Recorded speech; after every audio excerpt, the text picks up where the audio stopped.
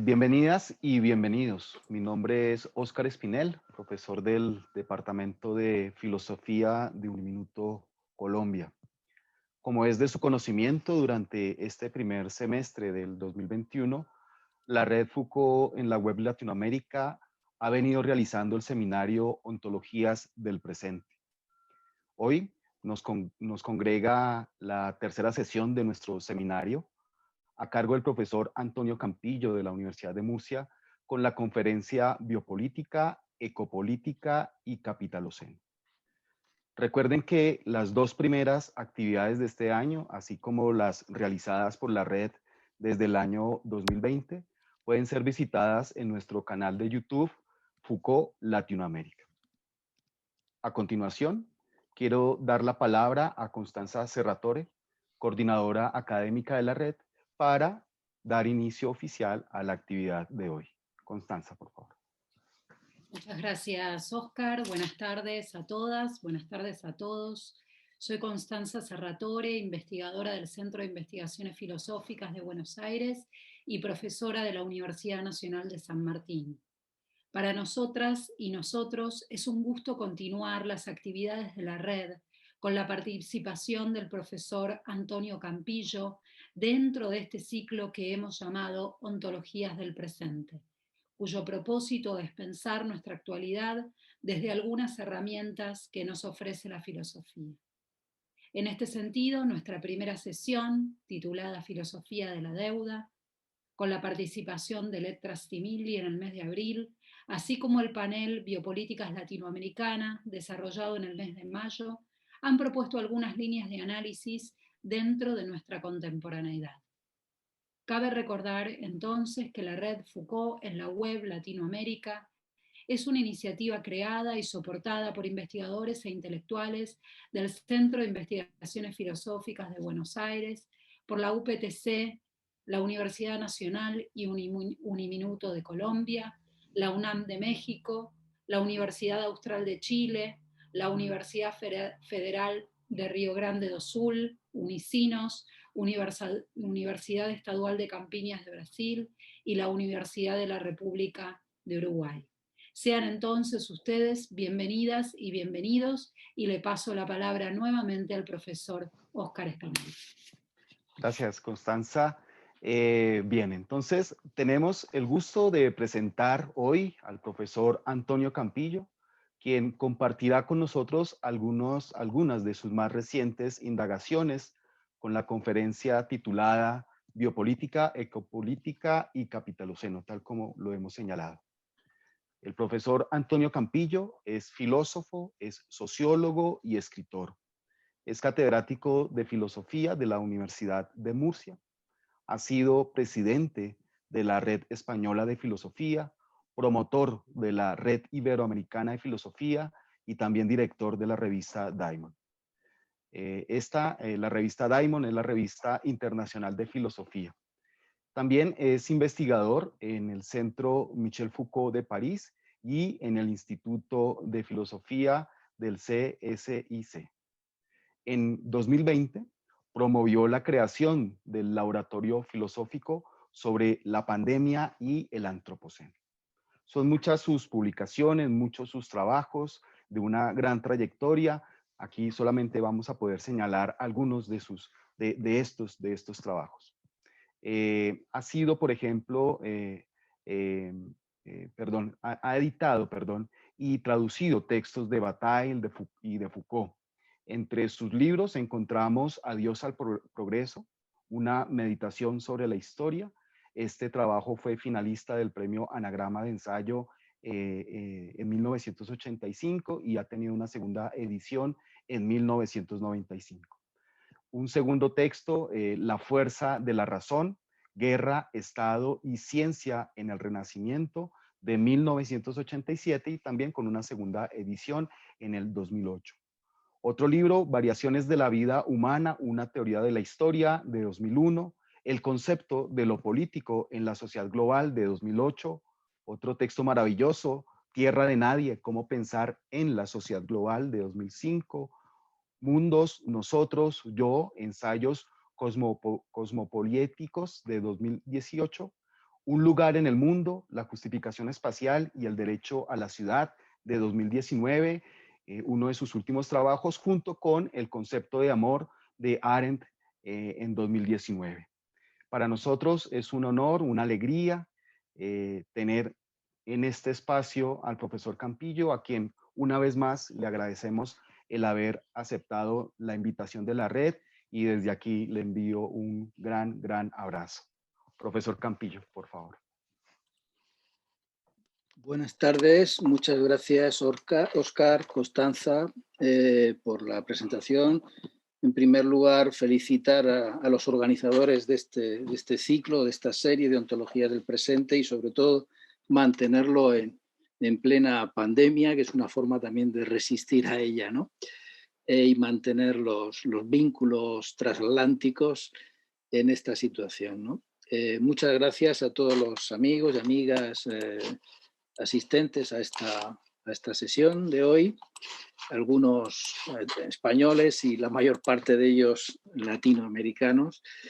Muchas gracias por estar ahí al otro lado de la pantalla, y espero que sea una charla interesante para todos. Bueno, el título, como ya ha comentado Óscar, tiene 3 palabras, ¿no? Biopolítica, ecopolítica y capitaloceno. Entregué a Óscar un par de textos que me pidió que podrían ser un poco orientativos, ¿no? para los asistentes a la charla. Un texto que se llama El sujeto y el espacio, que ya de hace 20 años, y uno que todavía está pendiente de publicación, que se llama La pandemia, un episodio del antropoceno. Bueno, voy a procurar atenerme a los 40 minutos que me ha pedido Óscar, para que luego tengamos ocasión de conversar, de escuchar sus preguntas, comentarios, etc. Voy a hilar un poco la charla a partir de estos 3 conceptos, bueno, partiendo del supuesto de que la filosofía, como decía Deleuze, consiste en trabajar con conceptos, ¿no? Conceptos que desconstruimos o que problematizamos, sobre todo los que circulan en el espacio público, y conceptos que acuñamos, ¿no? La filosofía, digamos, cuestiona, problematiza, desconstruye conceptos como las monedas ya usadas, pero también acuña nuevas monedas conceptuales para tratar de construir mapas mentales que nos ayuden a comprender el mundo y a orientarnos en él, ¿no? Entonces, yo voy a intentar entender algo de lo que nos pasa a partir de estos 3 conceptos. Bien, el término biopolítica, y más en este medio, ¿no?, de la red Foucault, es un término que yo le llamo inflacionario, es decir, es un término excesivamente usado y abusado, hasta el punto de que se ha convertido en una especie de comodín que sirve para explicarlo todo, y que, por tanto, permite decir una cosa y la contraria, ¿no? Yo voy a tratar de utilizarlo en el sentido relativamente preciso que le dio Foucault, para mostrar su utilidad, su pertinencia, pero también sus limitaciones. Foucault, digamos, nos dejó su testamento filosófico en el último de los cursos. Bueno, dejó varios testamentos filosóficos, pero quizá el último, desde luego, cronológicamente, es el que dio en El coraje de la verdad, ¿no? El curso que dictó en los primeros meses de 1984, poco antes de morir. Ahí, en ese curso, él dice que la filosofía occidental, ya desde la Grecia antigua hasta el presente, es un esfuerzo por pensar simultáneamente la aletheia, la polis y el ethos, es decir, el conocimiento del mundo, el saber, la organización de la convivencia humana, ¿no?, el poder, los regímenes políticos, y la constitución de la propia subjetividad, del propio ethos, del propio sujeto moral. ¿Cómo piensa Foucault? ¿Cómo trató de pensar esta relación triangular? Porque lo interesante es que el último Foucault se reivindica como filósofo como heredero de esa tradición y trata de reinterpretar toda su obra en esta clave, ¿no? Con este triángulo, ¿no? El poder, el saber, la subjetividad, no como una peculiaridad de su obra, sino como un rasgo distintivo de la filosofía, ¿no? Entonces, por un lado, Foucault, contra lo que él llamó en un momento la hipótesis Platón, que disociaba el saber y el poder, ¿no? Propone la hipótesis Nietzsche, que más bien los vincula el saber y el poder, el conocimiento y las prácticas sociales, y que para el último Foucault esta hipótesis Nietzsche es heredera de la tradición cínica, ¿no? Inaugurada por Diógenes de Sinope. Se ha hablado mucho, ¿no? De la tradición metafísica occidental, de la desconstrucción de la tradición metafísica. Yo creo que para entender a Foucault en este sentido, eso que se llama tradición metafísica, yo prefiero llamarla tradición epistemocéntrica, es decir, la concepción de la filosofía como episteme, es decir, como ciencia de las ciencias. Esta concepción de la filosofía como ciencia de las ciencias, que arranca de Platón, es la que problematiza Foucault. No solo Foucault, otros muchos autores, pero Foucault la problematiza directamente con esa expresión, la hipótesis Platón, y le contrapone la hipótesis Nietzsche. Bien, por un lado está esta idea, ¿no? Retomar de Nietzsche y de la tradición cínica la idea de que no son separables el conocimiento y la acción, ¿no? El saber y el poder. De ahí precisamente la idea del coraje de la verdad. La verdad tiene una dimensión ética, ¿no? Ética y política. En segundo lugar, el poder. Foucault también se plantea no solo repensar la tradición epistemocéntrica, sino repensar la tradición política, sobre todo el pensamiento político moderno, y cuestionar, problematizar las dos grandes tradiciones de pensamiento político, la que él llama la tradición liberal, que se ha centrado en la teoría del Estado, teoría de la soberanía como monopolio de la violencia legítima, y la tradición marxista, que localiza el poder en la propiedad de los medios de producción, la propiedad del capital, ¿no? El control clasista de los medios de producción.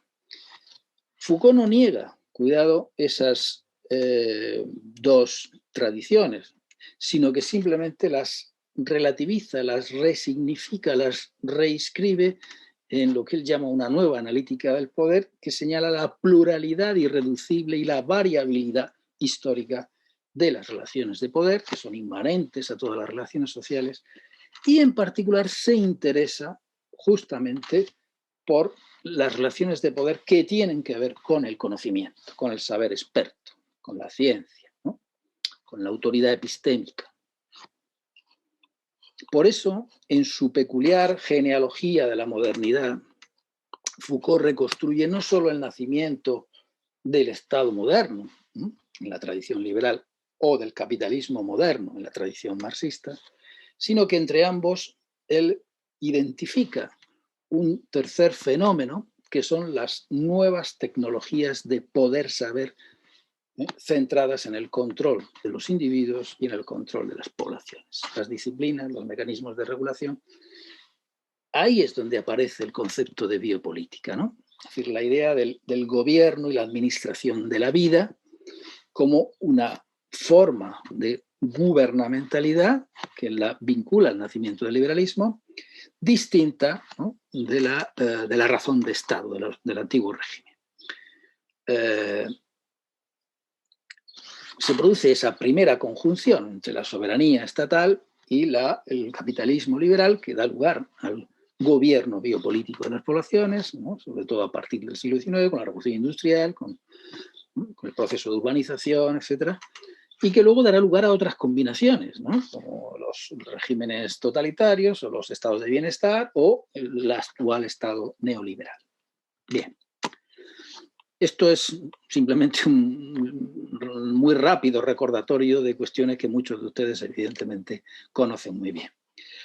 Ahora bien, el problema para mí es que Foucault dejó fuera de su análisis la relación de poder-saber referida no al control tecnopolítico tecnocientífico y sociopolítico de los individuos y de los grupos humanos, sino la que está referida al control tecnocientífico y sociopolítico de los territorios, de los recursos naturales, de los seres vivos, de las energías de las que dependen las sociedades humanas. Foucault dejó fuera, en su análisis de las relaciones saber-poder, el campo de las ciencias naturales. Se centra en la genealogía de las ciencias humanas y del sujeto moderno. En mi ingenuidad juvenil, digamos, cuando me planteé hacer mi doctorado allá por comienzos de los años 80, y dije, bueno, ¿y por qué no? ¿Por qué no? Evidentemente Foucault tenía razones para imponerse a sí mismo ese límite, y es que tenía la experiencia del marxismo soviético, del caso Lysenko, ¿no? La idea de que había una ciencia burguesa y una ciencia proletaria, y entonces quiso evitar, digamos, esa especie de laberinto, ¿no? Y ceñirse al campo de las ciencias humanas, a los efectos de poder de las ciencias humanas y, por tanto, a la constitución de la subjetividad humana. Bueno, a mí se me ocurrió la posibilidad de seguir la metodología Foucaultiana, la genealogía Foucaultiana, pero trasladándola al campo de las ciencias naturales, físicas, químicas, biológicas, y por tanto a la genealogía no del sujeto moderno, sino del espacio moderno. ¿Por qué? Porque, en mi opinión, el Estado y el capitalismo modernos no solo requirieron de las tecnologías biopolíticas para el control de los individuos y de las poblaciones, sin las cuales no habría sido posible el desarrollo de la sociedad industrial, sino que requirieron también de tecnologías ecopolíticas, no solo políticas de la vida humana, sino políticas de control de los territorios, de los minerales, de los seres vivos, plantas, animales, energías naturales, ecosistemas terrestres. En mi tesis de doctorado, que se llamaba De la guerra a la ciencia, y que además defendí pocos meses después, en el año 84, justo unos meses después de la muerte de Foucault, evidentemente este intento de hacer una genealogía del espacio moderno me obligó a desplazarme del siglo XVIII al siglo XVI, del desarrollo endógeno de la Europa occidental, que era el análisis en el que se había centrado Foucault, a analizar más bien la expansión ultramarina de Europa, la creación de los grandes imperios coloniales y del sistema mundo capitalista. Es decir, de la biopolítica a la ecopolítica, de las prácticas de encierro y de regulación social de las poblaciones a las prácticas militares, agropecuarias, industriales, de los movimientos sociales centrados en la defensa de la vida y la identidad del cuerpo viviente, mujeres, homosexuales, enfermos, etc., a los movimientos sociales centrados en la vida de la especie y del conjunto de los seres vivos, de la biosfera terrestre. El pacifismo antinuclear y antimilitarista, el ecologismo, el antiespecismo, el antiextractivismo, el movimiento por el clima más reciente, etc. Estos movimientos son casi contemporáneos de los movimientos que había tomado como referencia Foucault, ¿no? Ya desde los años 60-70 se expande el movimiento antinuclear, antimilitarista, el movimiento ecologista, etc., ¿no? Todos estos movimientos precisamente denuncian las connivencias entre saber experto y poder social en el campo del control de los territorios, del control de los ecosistemas, del control de la naturaleza.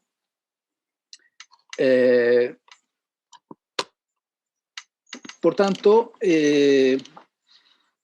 mi pretensión ya desde aquellos años era, por así decirlo, extender el campo de análisis de la metodología historiográfica Foucaultiana a las ciencias naturales y, por tanto, a los saberes que tienen que ver con el estudio, el control y la explotación de los recursos naturales. Bien, todos estos movimientos antinucleares, ecologistas, antiextractivistas, etcétera, pretendieron también ofrecer resistencia a estas formas de poder que tenían que ver no con el control del cuerpo individual, sino con el control del espacio vital, ¿no?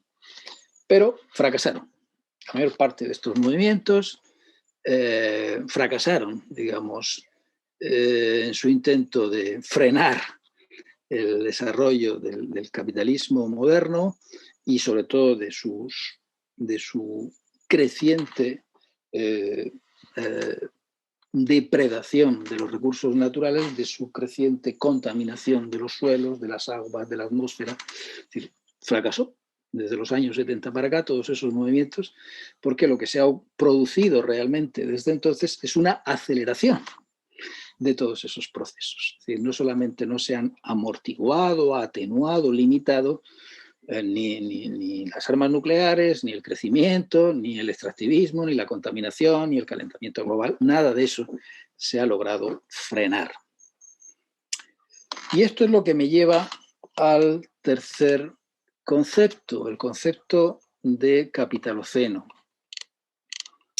En las últimas décadas se ha producido una auténtica huida colectiva hacia adelante, un proceso de aceleración vertiginosa a escala mundial de todos esos procesos de depredación y contaminación de los ecosistemas terrestres, ¿no?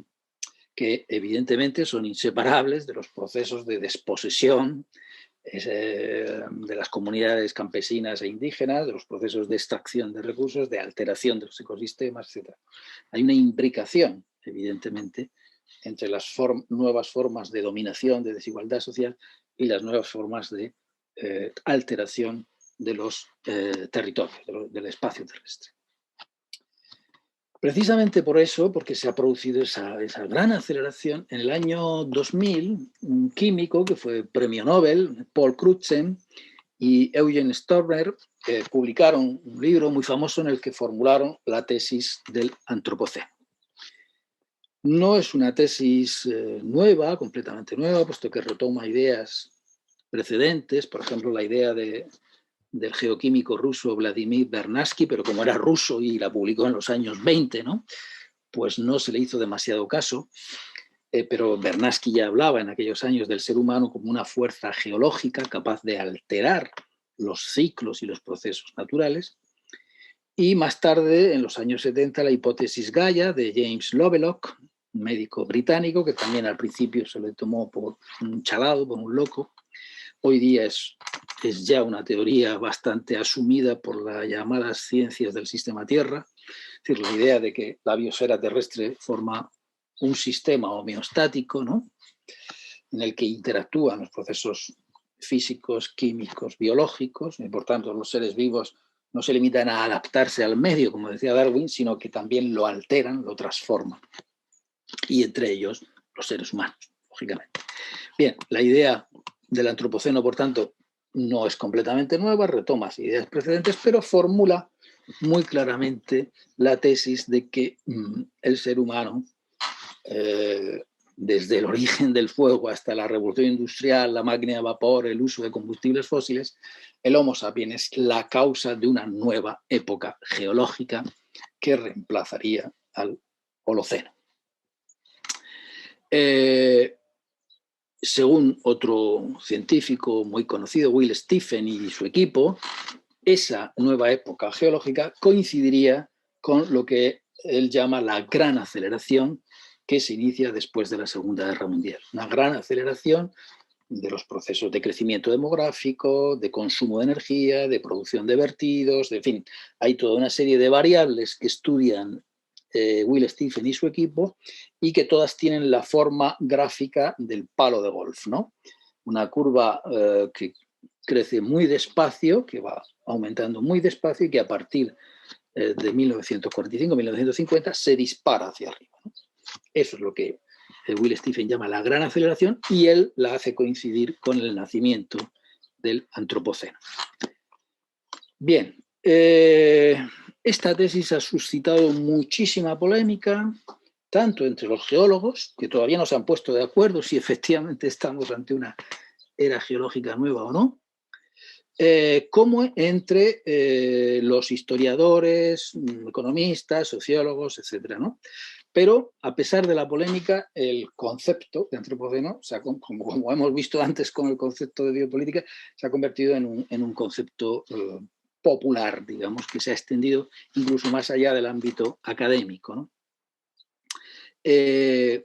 Dentro de esa polémica ocupa un lugar muy destacada la posición de una serie de historiadores que se les llama ecomarxistas, es decir, que han renovado la tradición marxista desde un punto de vista ambiental, ¿no?, o de ecología política, y que cuestionan la tesis del antropoceno no porque nieguen que se han producido alteraciones muy profundas, que se están produciendo alteraciones muy profundas de la biosfera terrestre causadas por la acción humana, sino porque consideran que el causante de esa nueva época geológica no es el Homo sapiens, no es la especie humana en general, sino que es un determinado régimen histórico de producción, distribución y consumo, que es el capitalismo moderno.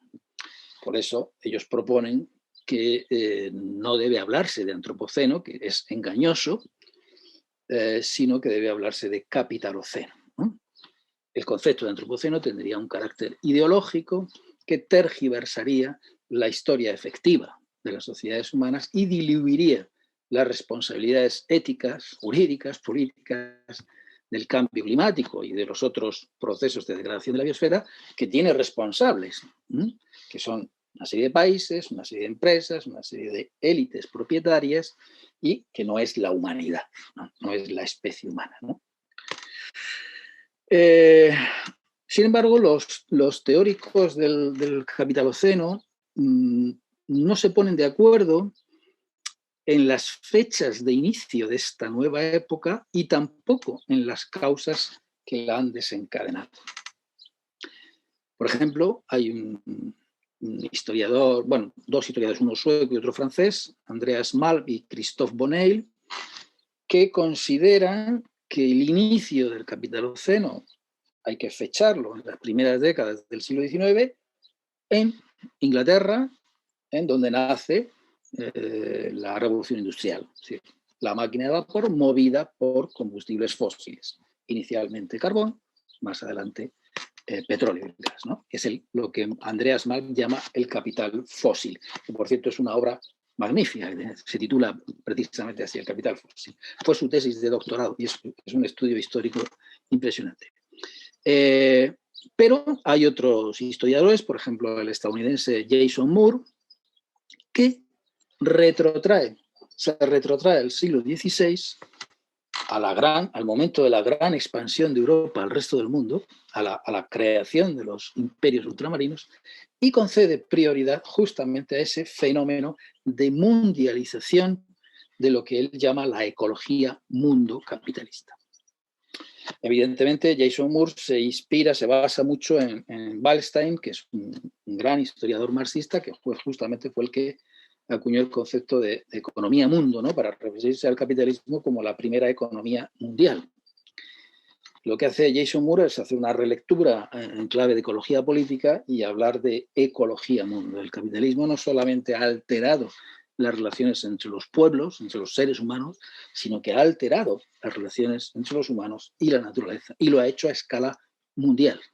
Y lo ha hecho desde el siglo XVI y lo ha hecho de manera acelerada. De manera que la revolución industrial para Jason Moore sería un episodio, una etapa, una fase de ese proceso que habría comenzado mucho antes, ¿no? Y bueno, hay también algunos autores, entre ellos el español Jorge Richman, que considera que estos dos conceptos, antropoceno y capitaloceno, no son excluyentes, sino más bien compatibles entre sí. El capitaloceno nos ayuda, evidentemente, a vincular las grandes alteraciones del de la biosfera terrestre, con las grandes desigualdades sociales, con las grandes formas de dominación y de explotación, incluido el esclavismo moderno, ¿no? Todo el triángulo, ¿no? Entre Europa, África y América. Estábamos hablando antes de esta charla, ¿no? De las declaraciones del presidente del gobierno argentino sobre los brasileños, ¿no? Que salían de la selva, ¿no? Bueno, pues no se entiende el capitalismo moderno sin el mercado de esclavos, ¿no? Sin el gran comercio de esclavos que unió a Europa con África y con América, ¿no? Y con las plantaciones americanas. Bueno, pues lo que hace Jason Moore es reconstruir, ¿no? Ese gran proceso histórico para demostrar cómo las formas de dominación, de posesión, de explotación entre los seres humanos son inseparables de las formas de alteración de la ecología mundo, ¿no? del conjunto del ecosistema terrestre. Bueno, de manera análoga, bueno, entonces Riesman dice, es cierto esto, y por tanto el Capitaloceno tiene la virtualidad de señalar las asimetrías, las desigualdades, las formas de dominación y por tanto a los responsables, identificar a los verdaderos responsables. Son hoy día todavía se pueden identificar muy fácilmente a las pocas compañías que son las principales emisoras de gases de efecto invernadero en el mundo. Y por tanto el concepto de capitalización es muy útil en ese sentido, pero, dice Riesman, cuidado, porque el resto de los humanos no vivimos en un afuera, en un exterior, ¿no? Quienes usamos vehículos, nos movemos en avión, en coche, ¿no? Consumimos petróleo para todo, es decir, plásticos, etcétera, formamos parte también de esa trama, ¿no? De esa trama ecosocial que está alterando todos los equilibrios del ecosistema terrestre y por tanto el concepto de antropoceno no puede ser desechado sin más, ¿no? Bien, pues de manera análoga podemos decir que son también compatibles el concepto de biopolítica y el de ecopolítica y que es imprescindible analizar las interacciones entre el gobierno de los individuos y de las poblaciones en el que se centró Foucault en sus análisis y el control de los seres, fuerzas, fenómenos y ecosistemas naturales. No se pueden separar ambos tipos de análisis. En ese sentido, el concepto de biopolítica y el concepto de ecopolítica deben cruzarse de algún modo, deben hibridarse para tratar de entender la complejidad de las transformaciones que caracterizan a las sociedades modernas, ¿no? Al capitalismo moderno, a esto que llamamos el capitaloceno. Bueno, y tenemos un ejemplo en esto que estamos viviendo en el último año y medio, que es la pandemia de COVID-19. La pandemia de COVID-19 no es la primera de la historia, ha habido otras muchas a lo largo de la historia. Hay una literatura bastante interesante de historiadores que ya desde los años 70, como McNeill o Alfred Crosby, se dedicaron a estudiar el papel de las grandes plagas, ¿no? En la historia humana. Jared Diamond, en fin, hay ya una historiografía importante sobre el papel de las pandemias en la historia. Ha habido muchas pandemias, basta pensar en el papel que jugaron, por ejemplo, en la llegada de los europeos a América, ¿no? O el final de la Edad Media con la peste negra, en fin. No se puede entender precisamente la historia humana, no solamente sin los grandes ciclos climáticos, sino también sin este papel que han jugado los virus y las bacterias, ¿no? En la historia de las sociedades. Ha habido muchas, y algunas muy letales, que han diezmado a la población, ¿no? La pandemia de COVID-19 no es la más letal, no es la primera tampoco, pero sí es la primera que ha alcanzado una dimensión global o mundial en el contexto de esto que llamamos el antropoceno. Es la primera pandemia global del antropoceno. Y en cuanto tal, es un gran experimento. Bien, les decía que la pandemia de COVID-19, en cuanto que es la primera pandemia global del antropoceno, puede ser considerada como un gran experimento ecosocial, en el que se han puesto a prueba no solo las relaciones de interdependencia entre todos los individuos y sociedades humanas del planeta, en todas las esferas sociales y en todas las escalas territoriales, ¿no? Desde la relación cara a cara, ¿no? En la que la simple respiración puede, ¿no?, transmitir, contagiar el virus a un familiar, a un amigo, a un compañero de trabajo, etcétera, sino los vuelos internacionales, el comercio internacional, los flujos de personas y de mercancías por todo el planeta, y por supuesto esto que estamos haciendo, ¿no?, la intensificación de la comunicación digital como una alternativa a la relación cara a cara, ¿no? Ha alterado muy rápidamente, ¿no?, todas las esferas y escalas de interacción humana, pero es un experimento ecosocial porque también ha puesto de manifiesto nuestra ecodependencia, la ecodependencia de los humanos con respecto a la Tierra, con respecto a los demás seres vivos, incluidos esos seres microscópicos que son los virus y las bacterias. Es increíble que un virus haya podido provocar el mayor encierro de la historia, ¿no? El encierro de una tercera parte de la población mundial en los primeros meses de 2020, ¿no? Muchos gobiernos, como saben ustedes, decretaron cierre de fronteras, encierro domiciliario de la población, paralización de las actividades económicas no esenciales para la vida, etc. En fin, es realmente algo insólito en la historia, ¿no? Entonces, ha revelado las dos cosas, ¿no? No solo las formas de desigualdad social, cómo afectan, ¿no?, los contagios más a las zonas más deprimidas, a los barrios más pobres de las ciudades, a las minorías más excluidas, etcétera.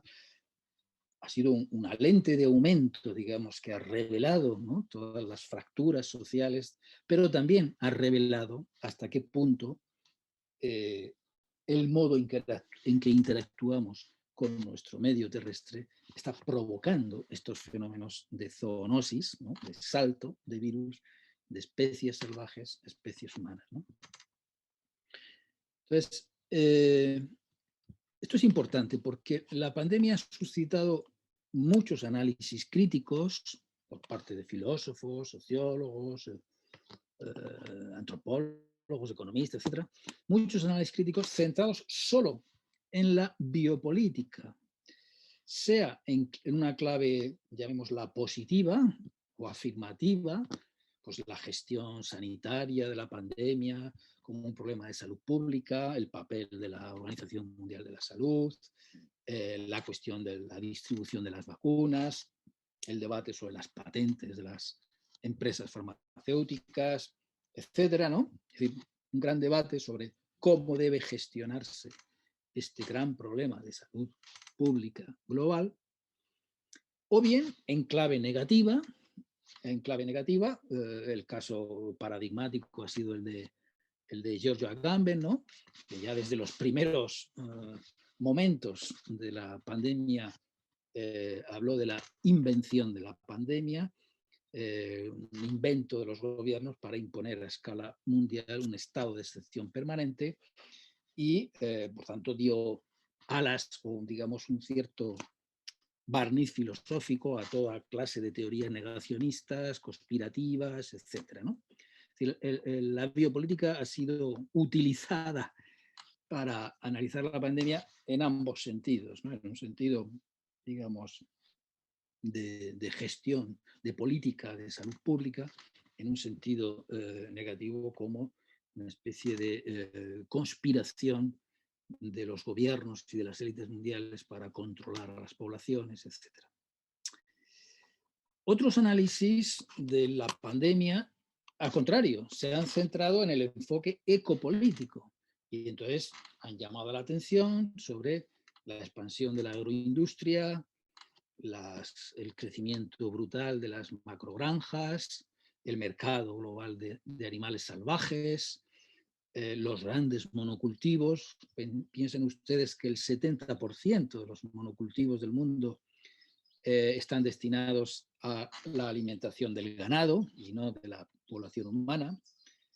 El extractivismo, tanto mineral como forestal, ¿no? La destrucción de ecosistemas, la expulsión, como decía antes, de las comunidades campesinas e indígenas de sus lugares de vida, de existencia. Y todo ello, entre otras cosas, ha provocado la multiplicación de las zoonosis, es decir, del salto de virus o bacterias desde especies salvajes, digamos que estaban desconectadas, alejadas de las poblaciones humanas, ese salto a poblaciones humanas que generan todo tipo de epidemias o pandemias. Los epidemiólogos han comprobado que en las últimas décadas se ha producido también una aceleración de las pandemias. Más del 60% de las nuevas enfermedades se deben a zoonosis. Lo que ocurre es que pues, habían ocurrido en lugares del llamado tercer mundo, ¿no? Más o menos localizados. Esto les ocurre a los países pobres, subdesarrollados, a los países ricos esto no nos puede ocurrir, ¿no? Bueno, pues la COVID-19 precisamente se extendió en los primeros meses, sobre todo en los países ricos. Es decir, en los países más interconectados por las redes del capitalismo global. Hay un estudio muy interesante que mostró cómo las ciudades más afectadas, con más número de contagios en los primeros meses, fueron las ciudades más interconectadas por los vuelos del tráfico aéreo, ¿no? Tanto en Europa como en Estados Unidos, Canadá, Japón. Es decir, se produce en los primeros meses esa superposición, ¿no? de la intensidad de la interconexión de las poblaciones humanas con la velocidad de los contagios, ¿no?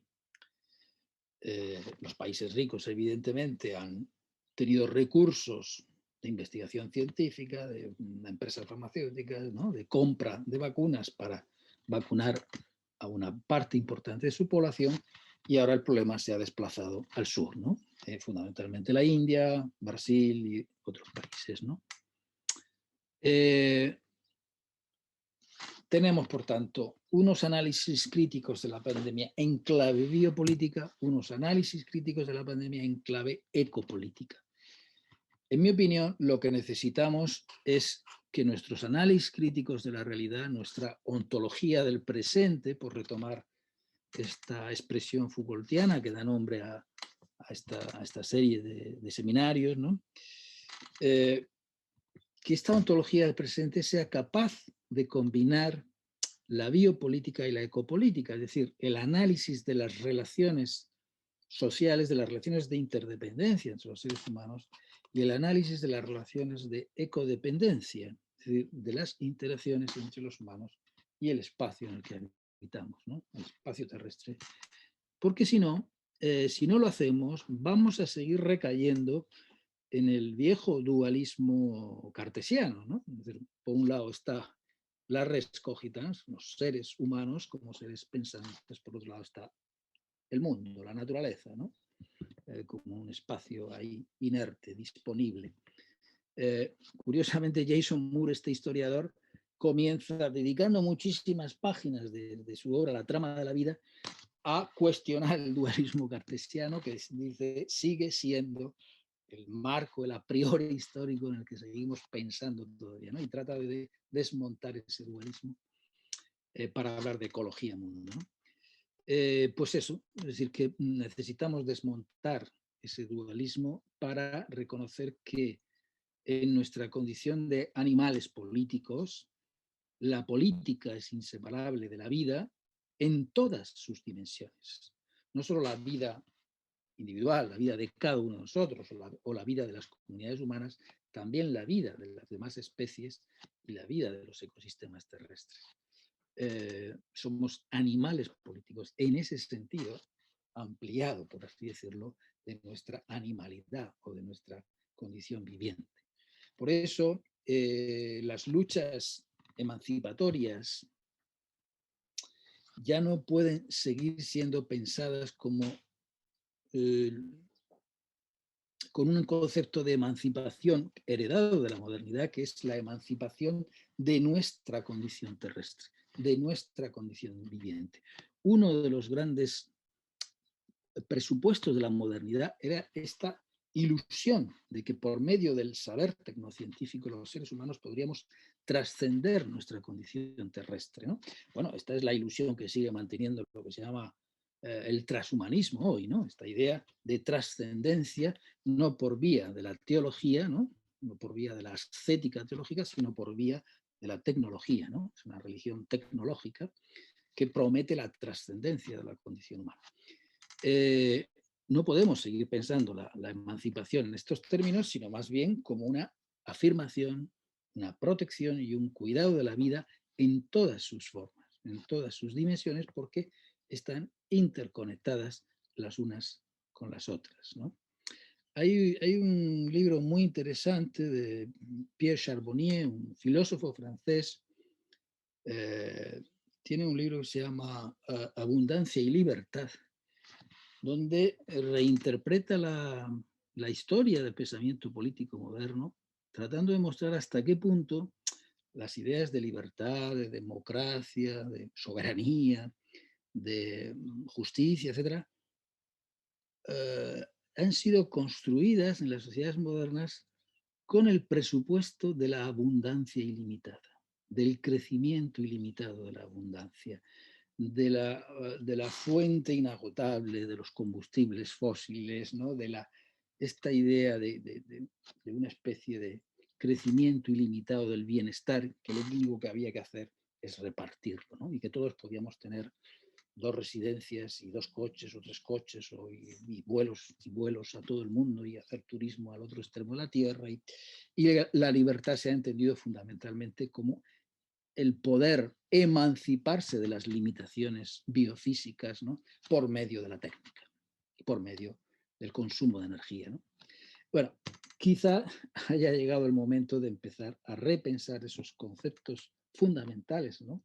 De la tradición moderna en un contexto ecopolítico que ya no es el de la abundancia, que ya no es el del crecimiento ilimitado, que ya no es el de la trascendencia de la naturaleza, ¿no? Y esta pandemia precisamente ha tenido digamos, el efecto, ¿no? O uno de sus efectos, de obligarnos, digamos, a poner los pies en la tierra, ¿no? Y a recordar justamente esta condición terrestre de la vida humana, inseparablemente política y terrestre de la vida humana, ¿no? Bueno, y por tanto necesitamos utilizar, ¿no? Conceptos, repensar estos conceptos, biopolítica, ecopolítica, antropoceno, capitaloceno, en la medida en que puedan sernos útiles, ¿no? La famosa caja de herramientas de Foucault, usarlos en la medida en que puedan sernos útiles para comprender lo que nos pasa. Bueno, eso es lo que he intentado en esta breve charla, ¿no? No quiero extenderme más, prefiero que a partir de ahora pues ustedes planteen preguntas, comentarios, críticas, desacuerdos, etc. Nada más. Vale, Antonio. Muchísimas gracias. De verdad, muy enriquecedor el horizonte, estas claves de lectura y estas claves de inquietud para abordar nuestro mundo, nuestra realidad contemporánea. Como tú dices, vamos a pasar al segmento de preguntas, de comentarios, de opiniones, y para ello entonces le vamos a pedir a los asistentes que en el chat escriban su nombre, su lugar, su país de origen, de ser posible su institución, y de esa manera nosotros podemos ir asignando en orden la palabra. Una vez les asignemos la palabra, les vamos a pedir que ustedes mismos o ustedes mismas hagan su formulación, abriendo su micrófono y abriendo su cámara para que en 2 minutos puedan hacer eso, su formulación. Les vamos a pedir que sean muy concretos y que por favor nos limitemos a los 2 minutos para así poder tener espacio para escuchar otras intervenciones y poder, digamos, tener un diálogo más ampliado. Entonces, bueno, vamos a ir asignando la palabra. Voy a abrir el chat para quienes deseen entonces hacer sus preguntas. Bueno, creo que ya tenemos aquí en el chat dos profesores, dos colegas que quieren participar. Le vamos a dar la palabra en primer lugar a Rocío Priego, luego se la daremos a Joaquín Venturini de la Universidad de Notre Dame y después a Erika Saldaña de Aragón, de la UNAM, perdón. Listo, entonces, profesora Rocío, por favor. Sí, buenas tardes. Muy complacida con sus reflexiones. Solo quisiera preguntar si no considera que la ecopolítica puede derivarse de las formas de subjetivación que están impuestas en el sistema capitalista, ¿no? Porque justamente se trata de dar lugar a cuerpos útiles, productivos, y en esta medida de ahí se derivaría toda la destrucción del medio ambiente. Entonces yo consideraría que el tema del sujeto sigue siendo el punto focal de Foucault y que de estas formas de subjetivación se derivaría esa ecopolítica a la que alude. No sé qué considere usted. Bueno, yo creo que primero, hay una cosa que no he comentado, que quizás deba comentar ahora. Para Foucault, la biopolítica no es solo una tecnología de gobierno, sino que es un nuevo escenario histórico en el que las formas de resistencia contra esa tecnología de gobierno son también biopolíticas. Movimiento obrero, movimiento feminista, también son movimientos biopolíticos. Es decir, el término biopolítica no tiene un único sentido en Foucault, ¿no? No es solamente para Foucault el poder no es solamente el poder intencional de las élites que dirigen, no. Conlleva siempre las formas de resistencia, las luchas, los movimientos estratégicos. Es decir, en realidad, lo que viene a decir Foucault es que desde el siglo XIX todas estas luchas sociales, luchas por el control de la subjetividad, conllevan también resistencias, ¿no? En donde uno reivindica el derecho a decidir sobre el propio cuerpo, sobre la propia vida, sobre la propia sexualidad, etc. Es decir, que eso también son luchas biopolíticas, ¿no? Bien, ocurre lo mismo con la ecopolítica. O sea, yo llamo ecopolítica, por un lado, a las tecnologías de control de los bosques, de los espacios naturales, de las pesquerías, de las minas, es decir, al control del territorio para la extracción de recursos, para el sometimiento de las poblaciones. Hay unas tecnologías ecopolíticas y que conllevan unos saberes expertos, que no es ya la psicología, que es la física, la química, la biología, la ingeniería, pero también las resistencias son ecopolíticas, las resistencias, porque son resistencias para proteger esos territorios, para reclamar, digamos, esos espacios de convivencia, etcétera, etcétera. Entonces, lo que yo he tratado de demostrar es que biopolítica y ecopolítica no deben separarse, no deben disociarse, porque si no, incurrimos en ese dualismo cartesiano. Es decir, en este libro que ha citado antes Óscar, del Un lugar en el mundo, que es una expresión que yo tomo de Hannah Arendt dice, el primero de todos los derechos es el derecho a tener derechos, dice, es el derecho a tener un lugar en el mundo, un lugar, un espacio vital, porque cuando a una persona se la desposee de ese lugar, se cortan sus vínculos con la casa, la vecindad, ¿no? El mundo en el que habita, desde ese momento esa persona queda sin derechos. Es un sujeto maleable, explotable, dominable, o sea, vulnerable, justamente porque se le ha arrancado del lugar que lo protegía, ¿no? No se pueden disociar. El control, o sea, mi idea es que el control de los individuos se ejerce controlando el territorio en el que habitan y el control del territorio se ejerce controlando a los individuos que habitan en él.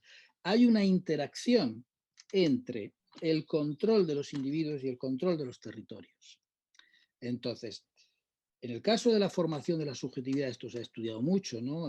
Los estudios Foucaultianos que aplican los análisis de Foucault al neoliberalismo, ¿no? Contemporáneo.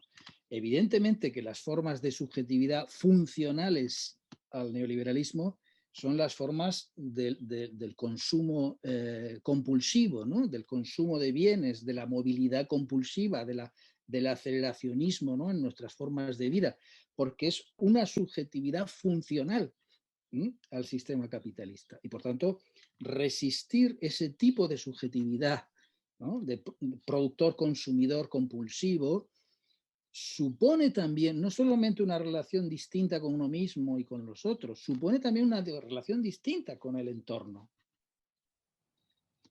A eso me refiero esto que decía Foucault de la modelación de sí mismo, de la etopoiesis, ¿no? De la autoconstrucción de la subjetividad, no se puede separar del modo en que interactuamos con el medio.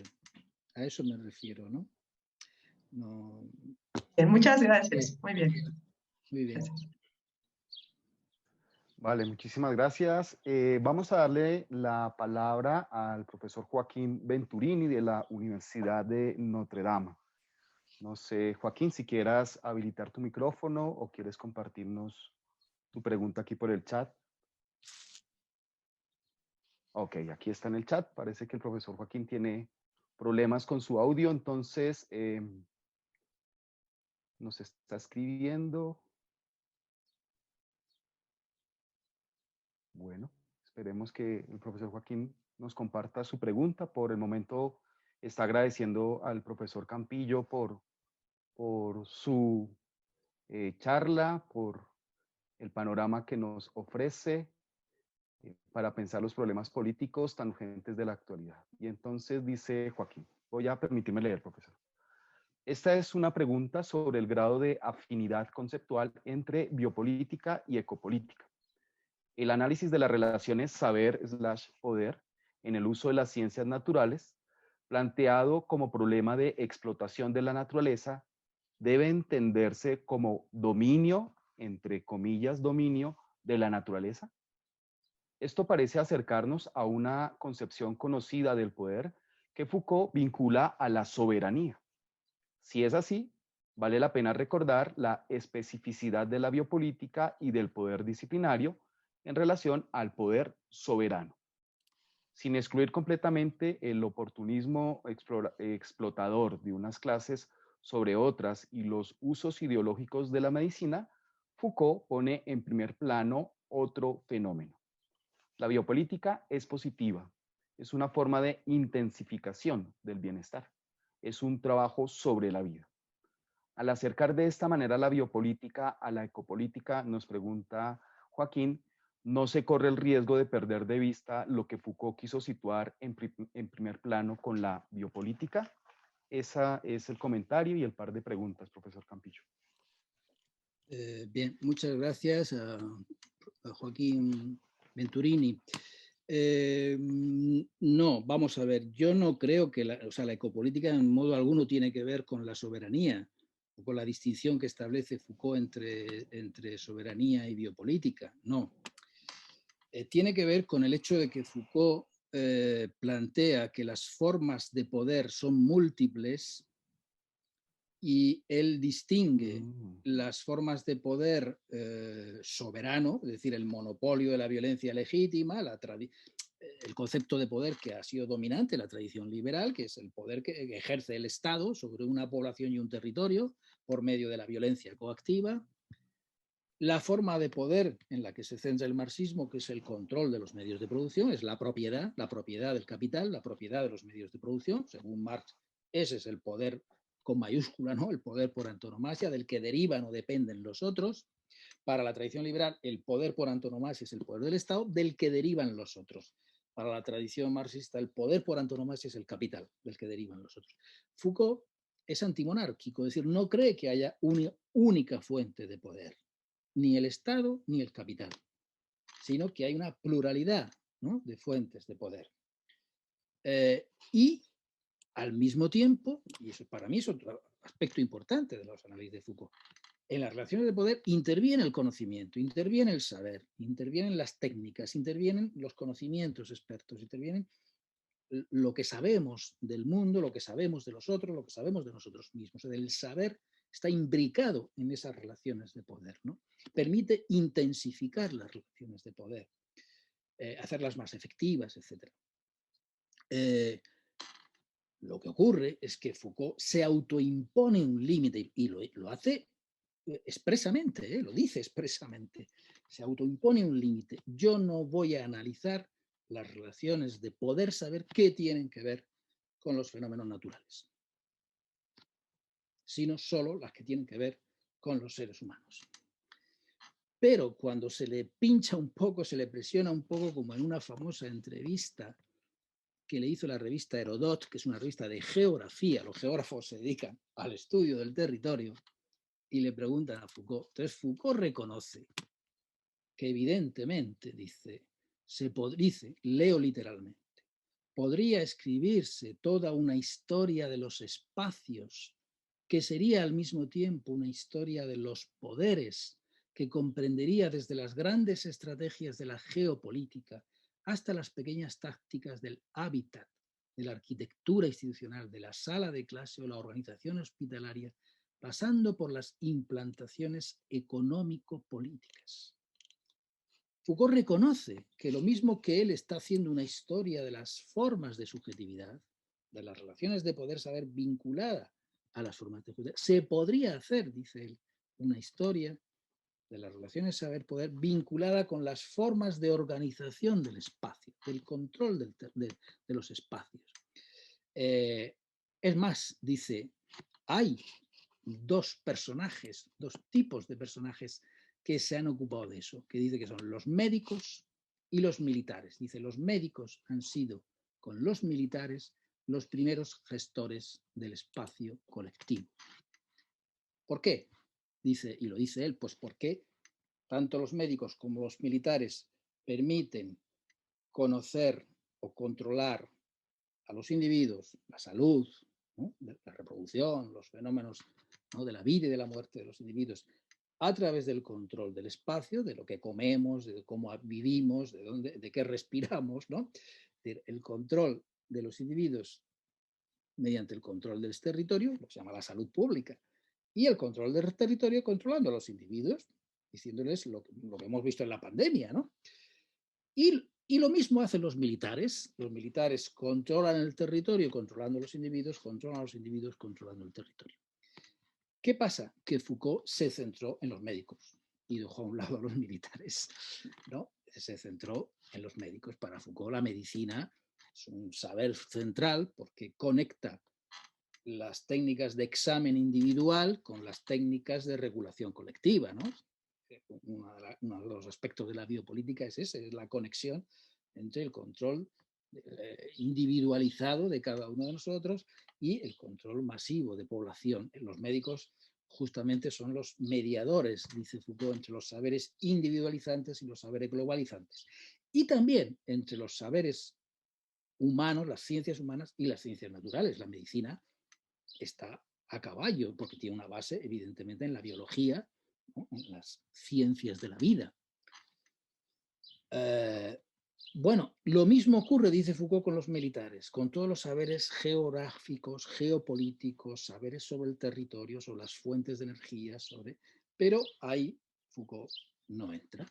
Y ahí es donde, como les comentaba yo al principio, cuando me planteé hacer mi doctorado, pues ahí es donde yo me metí, ¿no? Yo hice una genealogía de las prácticas militares, es decir, de cómo se produce lo que los historiadores llaman la revolución militar de los siglos XV y XVII, que es cuando aparecen las armas de fuego, las fortificaciones modernas, la navegación de altura, los barcos que se desplazan de Europa a América, es decir, se inicia la revolución militar con la que se construyen los estados modernos.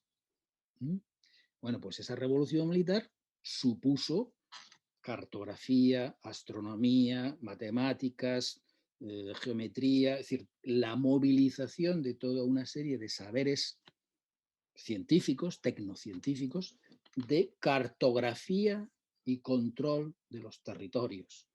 Pensad en Darwin viajando a América, de todos los naturalistas, ¿no?, que viajaron a América, a hacer esa cartografía, Humboldt, etcétera, de los espacios, recursos naturales, poblaciones, ecosistemas, etcétera. No se habría podido desarrollar el capitalismo moderno sin ese tipo de tecnologías ecopolíticas. No tiene que ver con la soberanía, tiene que ver con los saberes expertos que se ponen a prueba, que se ponen a punto, que se desarrollan, ¿eh? Evidentemente en estrecha conexión con los estados y con las empresas capitalistas modernas, ¿no?, con el capitalismo moderno. Yo creo que no tiene que ver esto, no es una reducción a la soberanía, es la introducción, es, por así decirlo, el despliegue de los propios análisis de Foucault a un terreno que Foucault dice que se puede hacer, que se debería hacer, que sería interesante hacerlo, pero que yo no lo voy a hacer, ¿no? O sea, Foucault dice, bueno, yo ahí me detengo. En fin, creo que he querido contestar a la cuestión que me planteaba Joaquín. Gracias, profe Antonio. Vamos a darle ahora el turno a Erika Saldaña de la UNAM, México. Entonces, bueno, Erika, tienes la palabra. Hola, buenas tardes. Gracias. Muy interesante lo que plantea doctor Campillo y sobre todo en el texto que habla sobre la pandemia.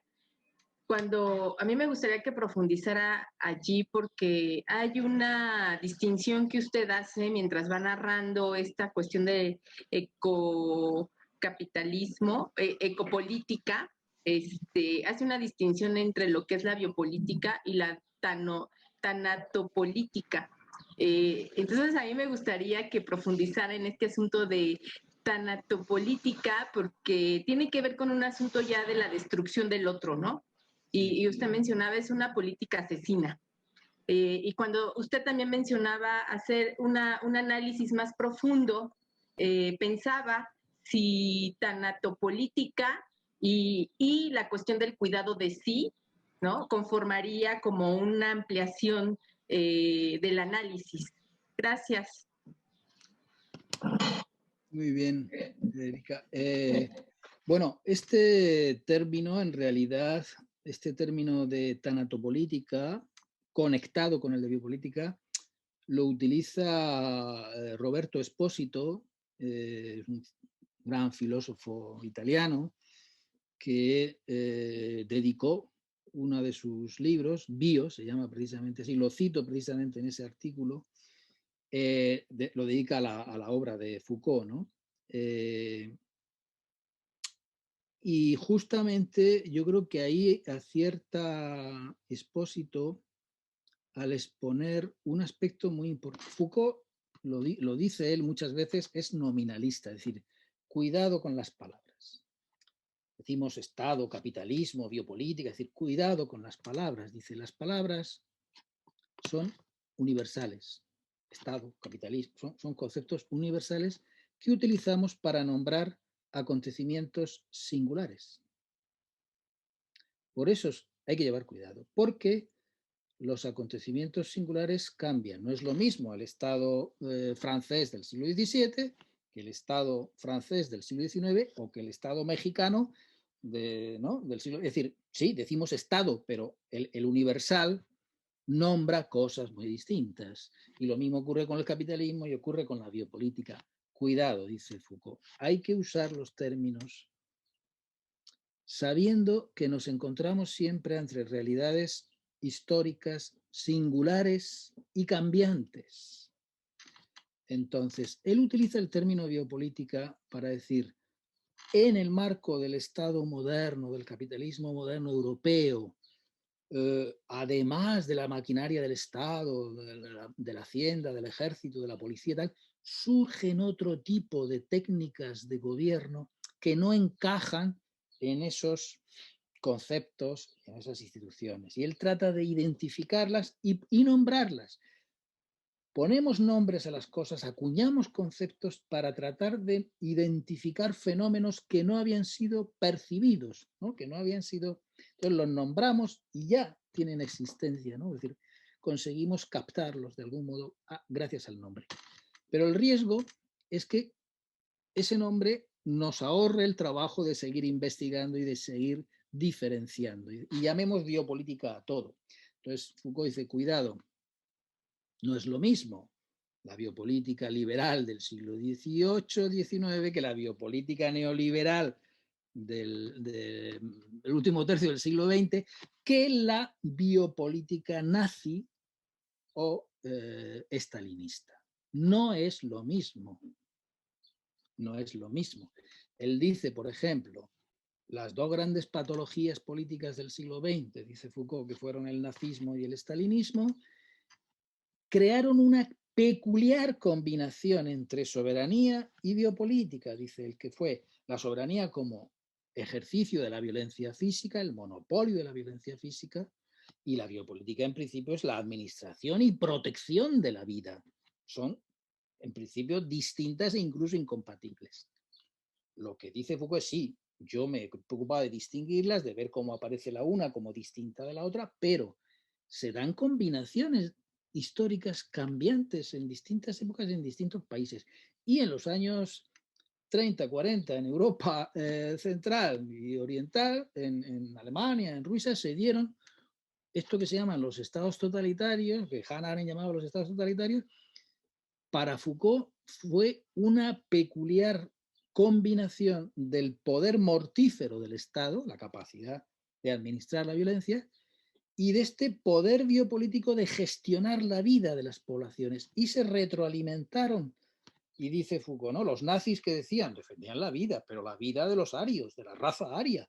Y para preservar la vida de la raza aria había que exterminar a los judíos porque eran como cucarachas, como pulgas, como insectos, como un virus, ¿no? Por utilizarla, o sea, como algo que ponía en riesgo la vida, la salud del pueblo ario, ¿no? Es decir, se plantea una política de exterminio, de genocidio, con un discurso de salud pública, de defensa de la vida. Esto es lo que dice Foucault, se produjo ahí una... A eso es a lo que Espósito llama tanatopolítica. Es decir, es una biopolítica negativa, en el sentido de que se utilizan los recursos que los estados modernos han puesto en juego para el control de las poblaciones, en principio para preservar la salud ¿no? y la laboriosidad de las poblaciones, etcétera, ¿no? Como un principio de control de la vida de las poblaciones, puede revertirse y convertirse en una política de exterminio. Pero no necesariamente, cuidado, no necesariamente, no hay ninguna teleología, como plantea Agamben, por ejemplo, no hay ninguna teleología histórica que conduzca de lo uno a lo otro. Hannah Arendt también era muy crítica con los que defendían una especie de teleología que conducía de la secularización moderna al nazismo, a los campos de exterminio. No hay ninguna teleología histórica, no hay ninguna necesidad de que esto ocurrió, pero no había ninguna necesidad de que ocurriera. Ocurrió. Y hay que tratar de entender por qué ocurrió. Entonces, lo que dice Espósito es que la tanatopolítica es como una especie de extremo o de reversión extrema de la biopolítica, combinada con la soberanía, como decía Foucault, que produce, pues eso, puede conducir a un exterminio masivo administrado, a las fábricas de la muerte que decía Hannah Arendt, un exterminio administrado. Entonces, yo retomo esa distinción de Espósito para discutir algunos análisis que se han hecho de la pandemia, como en concreto el de Agamben, ¿no? Como si estuviéramos ante una especie de totalitarismo mundial. Bueno, claro, se da la paradoja de que quienes se han opuesto más a las medidas de protección de salud pública que han sido Trump en Estados Unidos o Bolsonaro en Brasil, pues son ultraliberales, defensores de la libertad, los mayores defensores de la libertad individual, ¿no? Frente al poder totalitario del Estado. Esos son los que han aplicado una necropolítica y son responsables de la muerte de muchas personas en nombre de la libertad. Yo publiqué en España un artículo que se llama Libertad para matar, que habla de esto, ¿no? De cómo se utiliza el concepto de libertad. Bueno, aquí tenemos un caso que es la presidenta de la Comunidad de Madrid, que es un poco la Trump española, ¿no? Que está todo el día defendiendo la libertad, ¿no? La libertad para ir a tomar cervezas, para la libertad para salir, la libertad para no respetar, digamos, las medidas de protección, de salud pública, etcétera, en nombre de la libertad.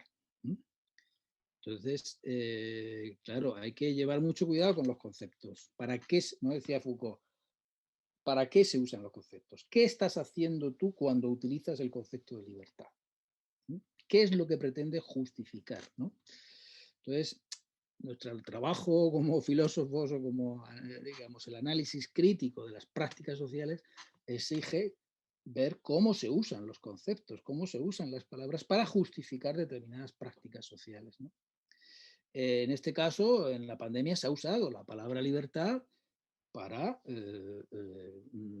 permitir, digamos, que muera mucha más gente. Que muera. En ese sentido es tanatopolítica.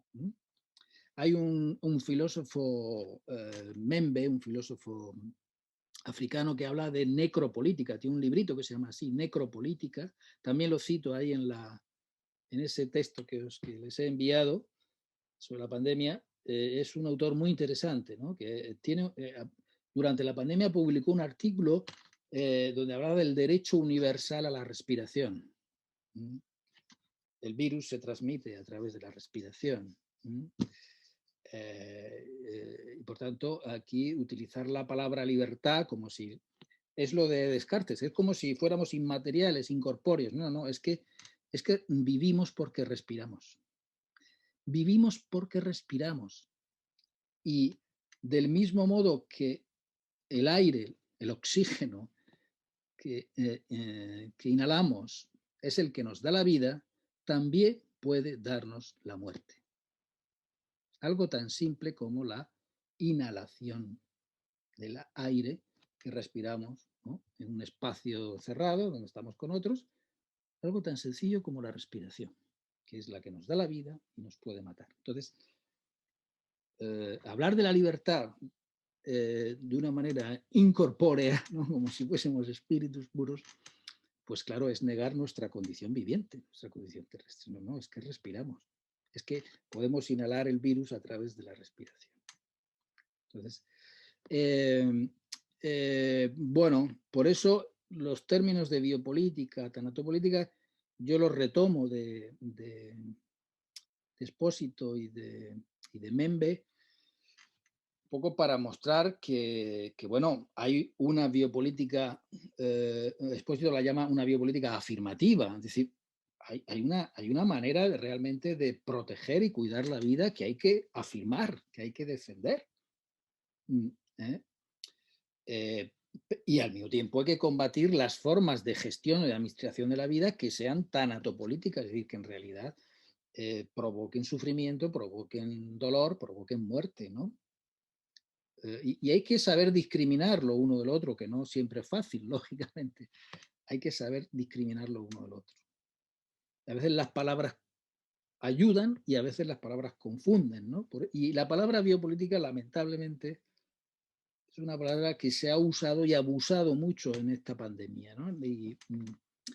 Y por eso yo, digamos, me retrotraigo a Foucault, porque creo que era un hombre mucho más prudente que algunos de sus epígonos, ¿no? De los que apelan a él, ¿no?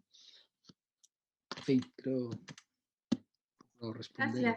Gracias. Muchas gracias. Gracias Antonio. Yo quiero aprovechar la oportunidad también para hacer una pregunta, Antonio.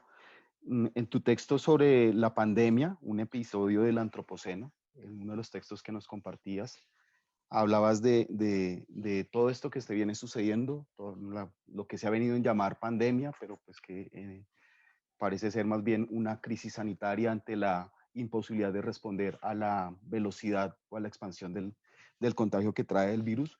Tú hablas allí de un experimento social y me causaba mucha curiosidad ese concepto de experimento. Y retomando un poco lo que el tono de la pregunta o a lo que apuntaba la pregunta de Joaquín, un poco a la noción de poder y escuchándote, quería preguntarte o me preguntaba incluso si el espacio o los territorios son realmente o son totalmente pasivos, si realmente son pasivos, si en realidad esos espacios y esos territorios eh, son radicalmente moldeables y silenciosos. Y lo digo porque quizás, y te lo pregunto, si uno podría pensar que los territorios ejercen también cierta acción sobre los sujetos, disponen ciertas condiciones para determinadas formas de vida y allí, digamos, sin querer caer, por supuesto, o no sé, esa sería la pregunta, en la atribución de un sujeto en el territorio, pero en todo caso sí unos sujetos que actúan sobre esas formas o sobre esas maneras de vivir y esas maneras de relacionarse. Y entonces allí la ecopolítica pues pareciera reconocer otro arista u otro elemento más en medio de esta multiplicidad, complejidad de esta red de interacciones que llamamos de alguna manera poder. Y digamos, esa era una de las preguntas que quería hacerte y aprovecho para hacerte otra. Es muy recurrente hacer esta distinción entre la zoe, como la vida instintiva, la vida animal, y el bio, como la vida humana, la vida de la polis, la vida de la ciudad, ¿no? E incluso la biopolítica se entiende en esa matriz y se habla de que a través de ello la vida entra a la política. Y escuchándote también me surgía el siguiente interrogante y es si en medio de la ecología, pudiese uno decir que así como en la biopolítica la vida entra a la política, en esta ecopolítica es lo viviente, como esa red compleja que va más allá de la vida individual, biológica y la vida social y que integra otras redes con el territorio, con el mundo, con el medio ambiente. Esto que podemos llamar lo viviente ingresa al campo de la política o sería unos lentes que nos permitirían ver eso otro que entra en la vida de la política, perdón, y que afecta la vida instintiva, la vida social y por supuesto nuestra relación con ese territorio. Pero apenas como a manera de borrador, como dejándome provocar por tus notas y por tus intervenciones tan interesantes, quería formularte este par de inquietudes. Muy bien, Óscar, te agradezco esta pregunta que plantea una cuestión filosófica muy, muy importante. Hay un filósofo francés muy famoso, que es Bruno Latour, que se ha ocupado precisamente de esta cuestión. Bruno Latour tiene una obra, bueno, tiene muchísimas publicaciones, ¿no? Pero una de las últimas, que se llama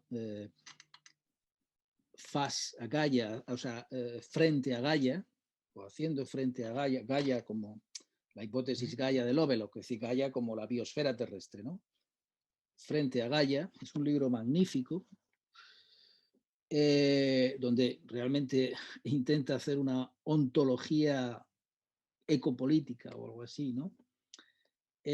Bruno Latour justamente dice, nuestro problema, tiene un librito que se llama Nunca hemos sido modernos, porque claro, dice, nuestro problema es que seguimos dependiendo del dualismo cartesiano, del dualismo entre la naturaleza está ahí, fuera, y aquí estamos los humanos, ¿no? Y pensamos que la naturaleza es un orden distinto del orden humano. Y esto lo tenemos tan metido en nuestra cabeza y en nuestra configuración cultural que no entendemos, que no vivimos ni en el orden de la naturaleza ni en el orden humano, sino en lo que él llama el reino del medio, en un reino híbrido. Vivimos en un reino híbrido y necesitamos categorías híbridas para entenderlo. Por ejemplo, el cambio climático, ¿qué es? Es un fenómeno natural. El gas, el CO2, el metano, en fin, los gases se mueven, hacen de efecto invernadero, provocan el calentamiento de la superficie terrestre. Es decir, son procesos geofísico-químicos que se pueden estudiar y que tienen su causalidad, por así decirlo, autónoma y tal. Pero claro, por otro lado, es un fenómeno humano.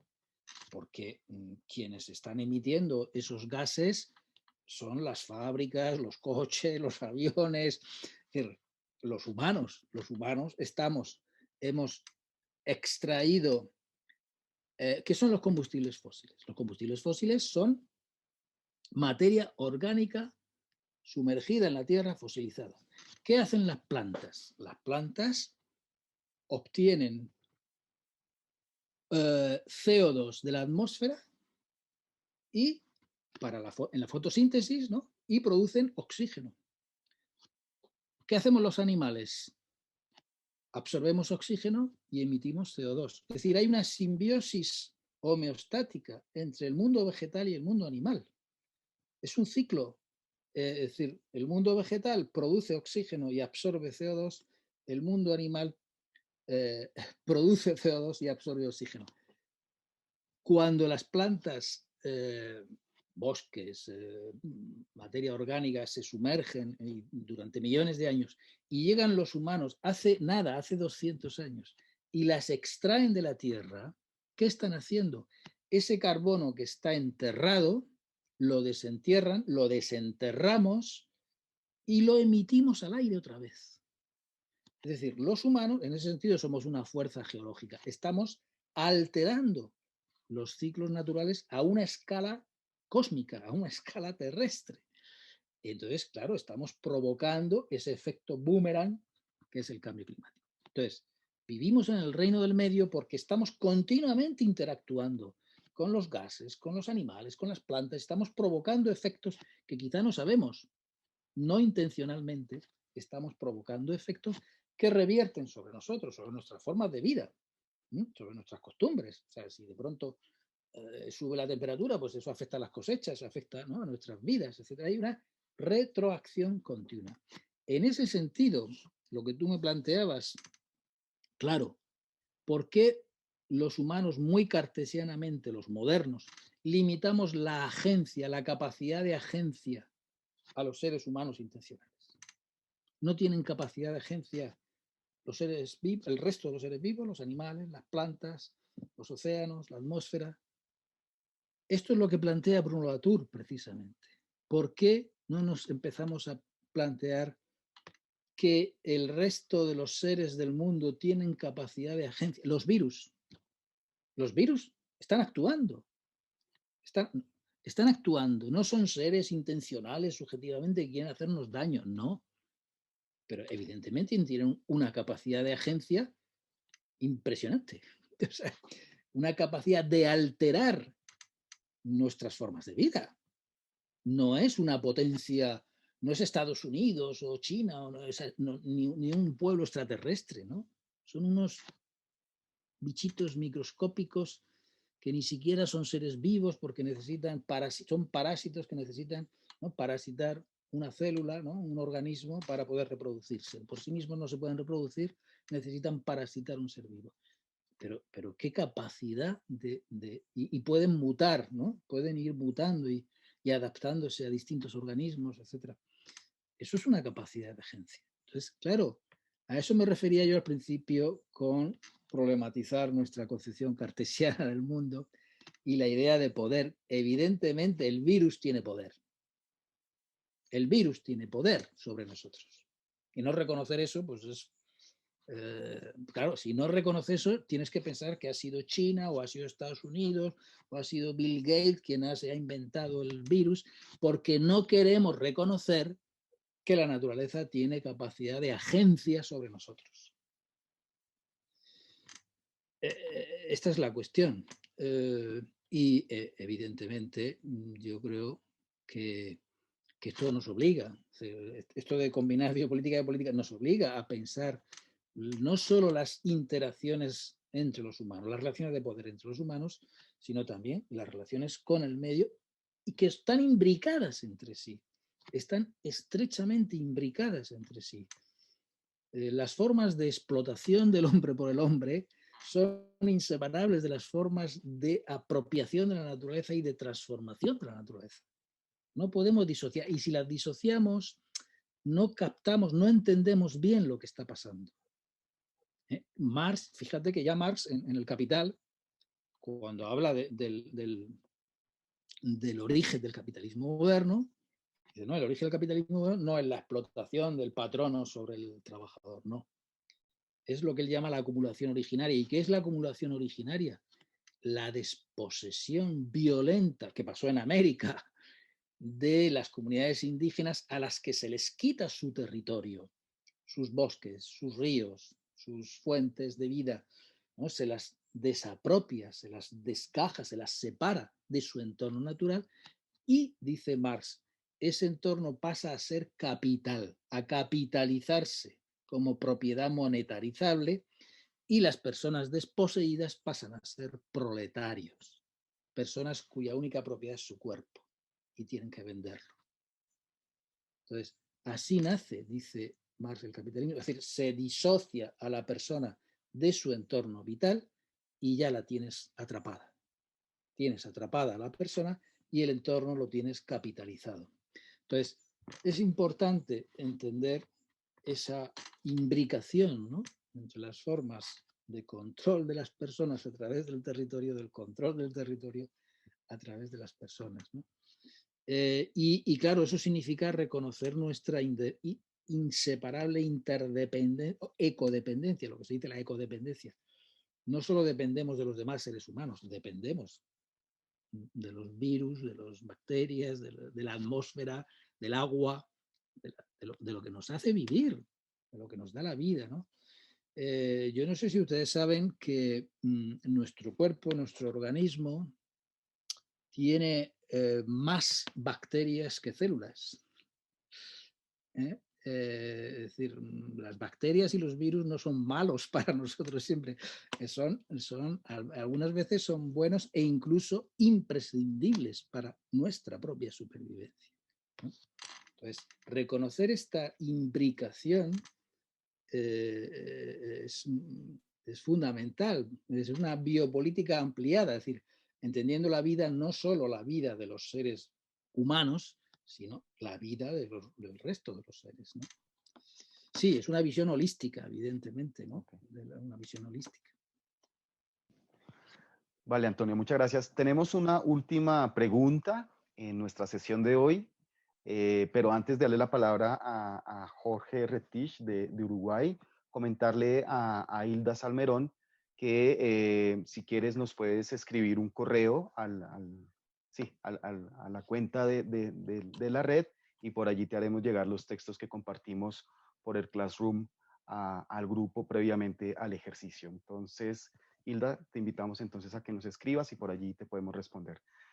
Profesor Jorge Retich de la Universidad de la República de Uruguay, bien pueda.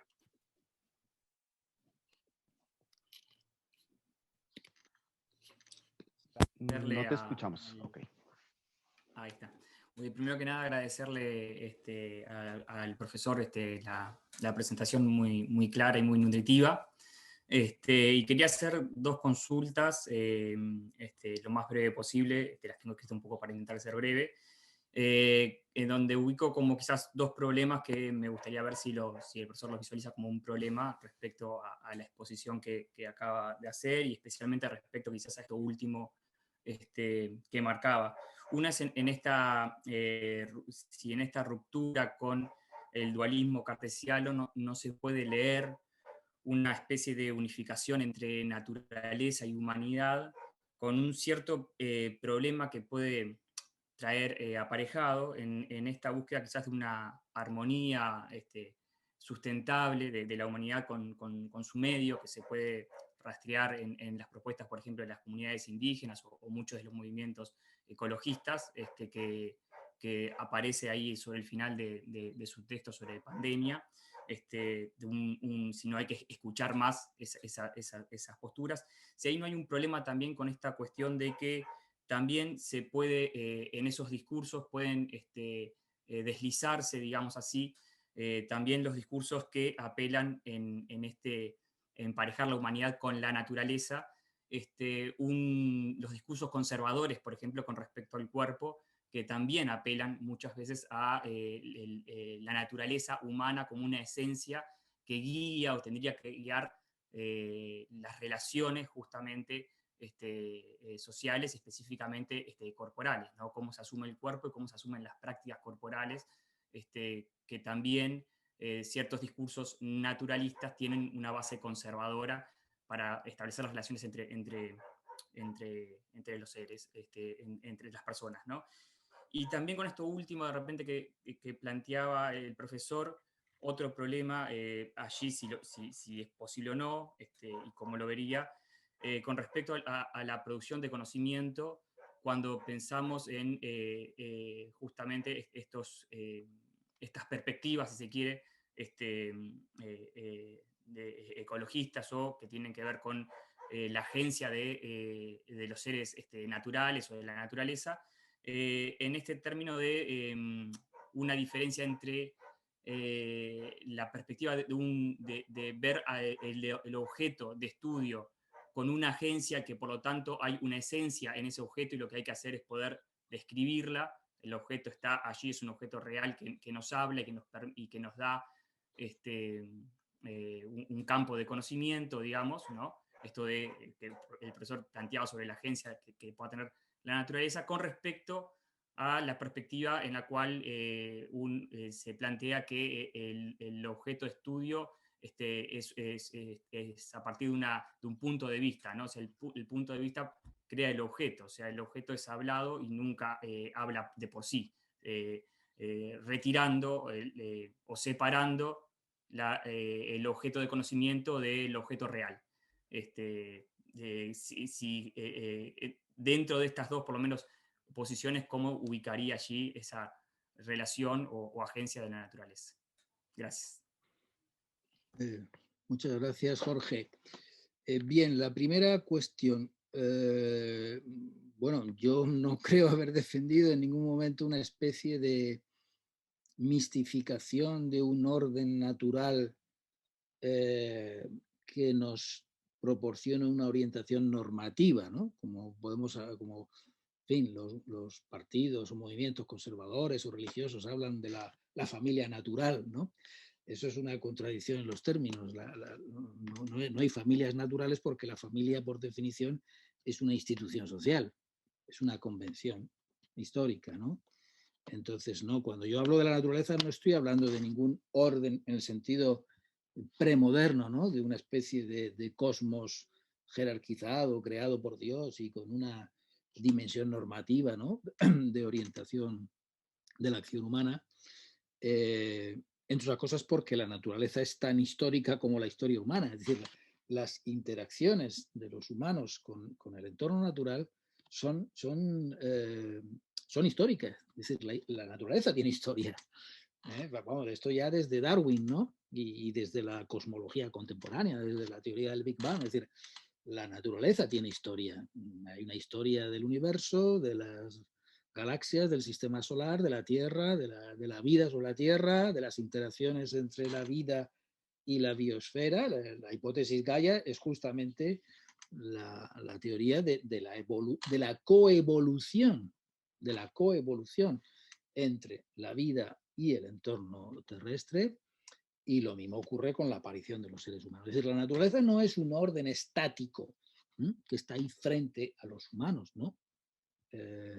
Sino que los humanos formamos parte de la naturaleza no como un orden instituido por Dios para toda la eternidad, sino como un proceso de cambio, de transformación, de mutaciones, que es abierto, que no sigue ninguna teleología, tampoco hay teleología en la naturaleza. Entonces, quienes apelan a una naturaleza humana, pues evidentemente están muy alejados de lo que lo que conocemos hoy, ¿no?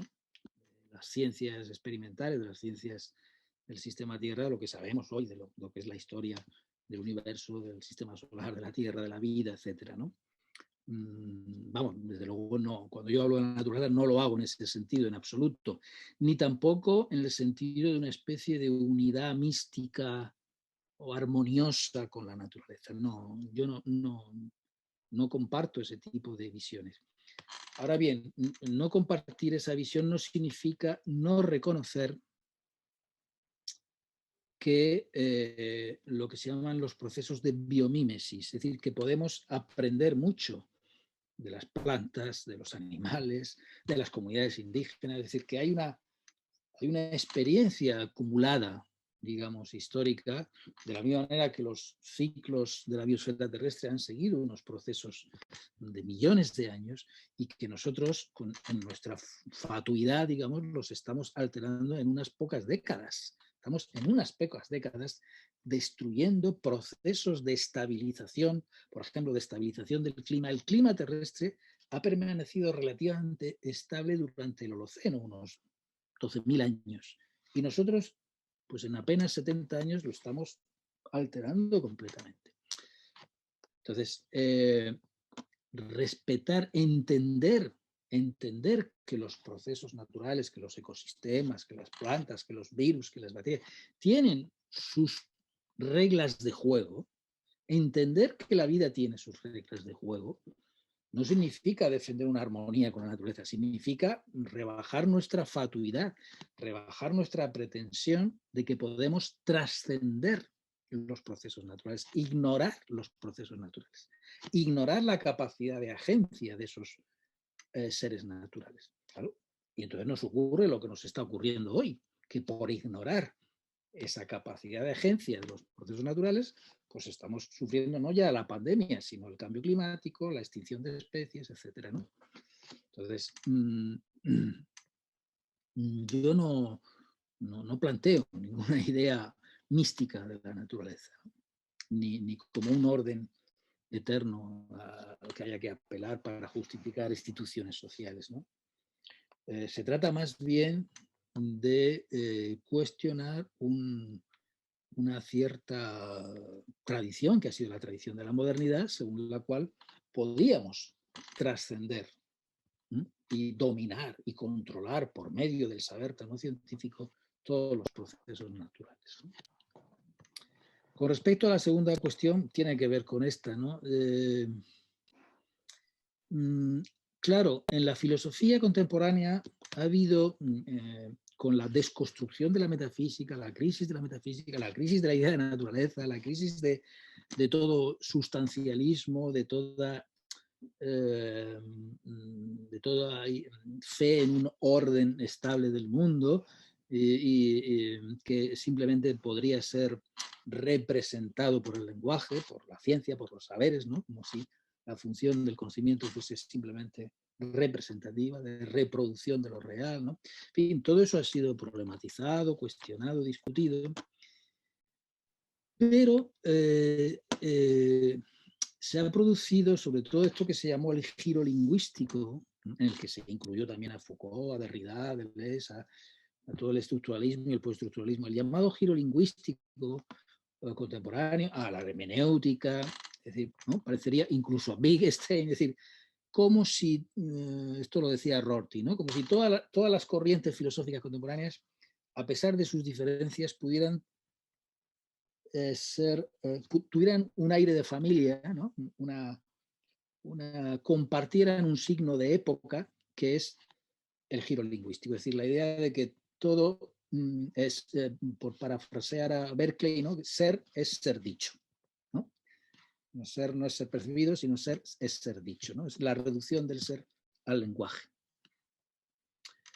Esto tuvo un éxito a partir, ¿no? de los años 60, 70 muy importante, y con eso vino la idea del construccionismo, ¿no? De que todo es construido, todo es convencional, todo es, por tanto, maleable, moldeable, ¿no? Las identidades, es decir, esto tuvo un papel positivo, ¿no? De cuestionamiento de determinadas tradiciones filosóficas, desde la metafísica más tradicional hasta el positivismo, ¿no? Es decir, tuvo un papel, digamos, emancipador realmente y crítico y tal, pero creo que con el tiempo se ha convertido en una especie de convención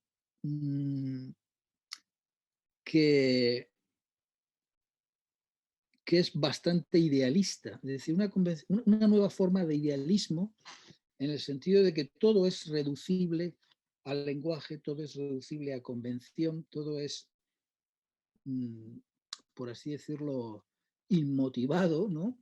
Es decir, como si no hubiera, digamos, ninguna constricción, ninguna restricción de la realidad. ¿Sí? Como si la realidad se esfumara, se desvaneciera, ¿no? La famosa frase de Nietzsche, ¿no? No hay hechos, sino interpretaciones de los hechos, ¿no? Entonces, de pronto, los hechos...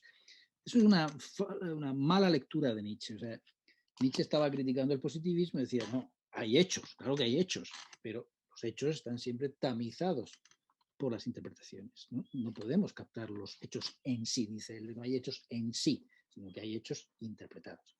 El riesgo es pensar que solo hay interpretaciones, que no hay hechos. No.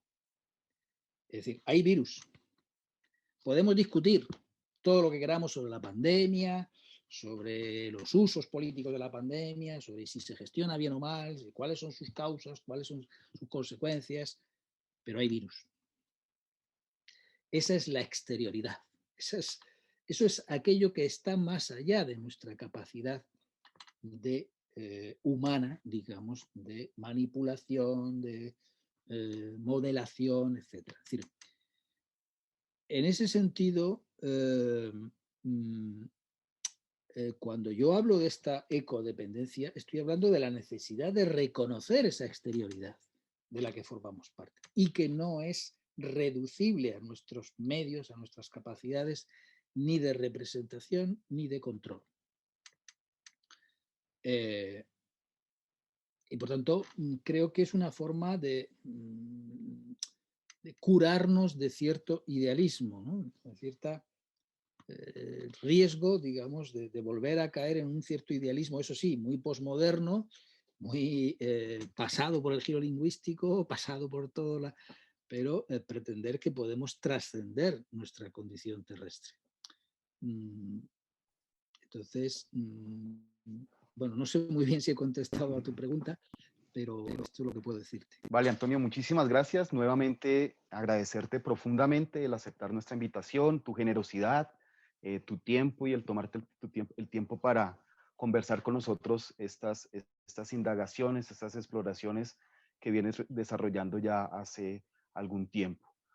También, por supuesto, agradecer a los participantes, a los y a las participantes por su atención, por su compañía, y por sus preguntas.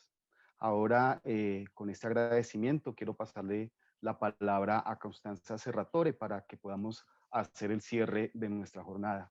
Nuevamente, mil gracias. Un abrazo, Antonio. Un abrazo, un saludo para todos. Bueno, muchísimas gracias, Óscar. Quiero agradecer en nombre de la red al profesor Antonio Campillo, a todas y a todos los que conformamos la red desde que organizamos este seminario con mucho esfuerzo, pero también con mucha satisfacción, y especialmente a las y a los participantes por tomarse el tiempo de acompañarnos una vez más.